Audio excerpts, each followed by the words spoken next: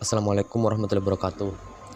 Perkenalkan, kita dari kelompok 5 yang beranggotakan Farafania Erdiana NIM A1A0233, Kintan Maharani NIM A1A0234, Vina Anggreni NIM A1A0258, Ove Ifadani NIM A1A0260, Syafi'i NIM A1A0296.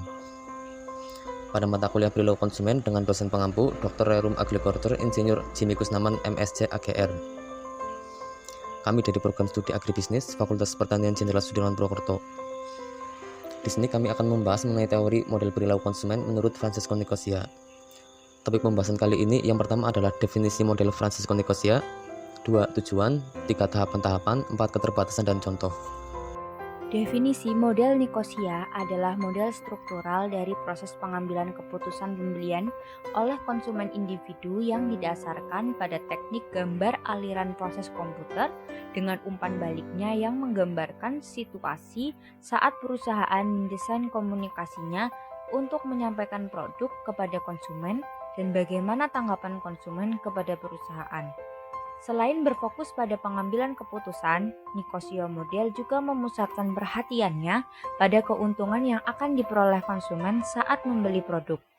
Nicosia model menunjukkan hubungan interaktif timbal balik antara perusahaan dan konsumen, di mana perusahaan berkomunikasi dengan konsumen melalui kegiatan promosi, sedangkan konsumen dengan melakukan pembelian.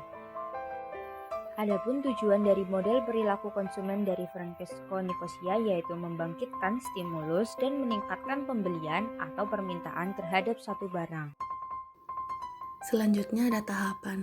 Francesco Nicosia merumuskan 4 tahapan dalam mengkaji perilaku konsumen, yaitu 1. Transfer informasi. Transfer informasi terdiri atas 2 subtahap, yakni atribut perusahaan dan atribut konsumen. Atribut perusahaan, informasi produk berasal dari perusahaan, dilakukan dengan mempertimbangkan sejumlah faktor seperti strategi pemasaran, kualitas produk, dan lain-lain. Atribut perusahaan akan dianalisis secara menyeluruh untuk membuat konsumen bergantung pada produk, berikut dengan media penyampaian pesannya. Atribut konsumen.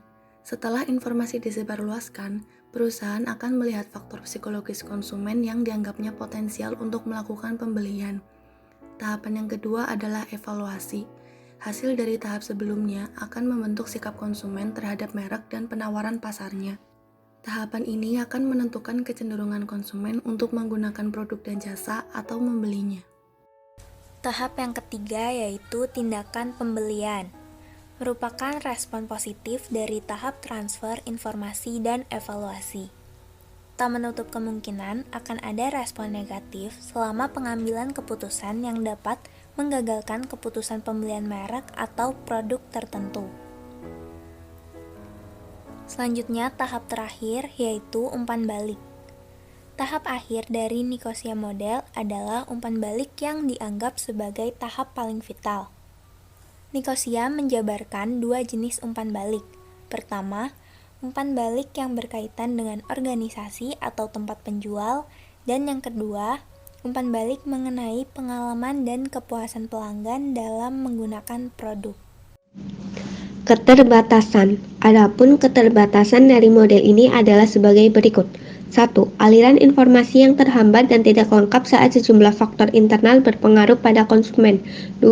Terdapat asumsi yang menghambat. Asumsi ini menyatakan bahwa konsumen memulai proses keputusan ini tanpa adanya suatu kecenderungan. 3. Terlihat adanya overlap atau tumpang tindih antara atribut perusahaan dan atribut konsumen dalam model. Contoh pemaparan.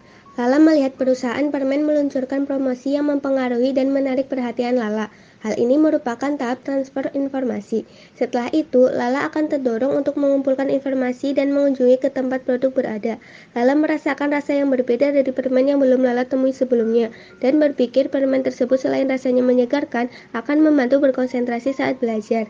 Hal inilah yang mengarah pada evaluasi. Kemudian Lala memutuskan untuk membeli permen tersebut. Ini merupakan tindakan pembelian. Lala merasa puas dengan permen tersebut. Kemudian Lala mengisi feedback yang sudah tersedia, bahwa Lala merasa puas saat mengonsumsi produk dan pelayanan perusahaan juga sangat baik. Ini merupakan tahap umpan balik.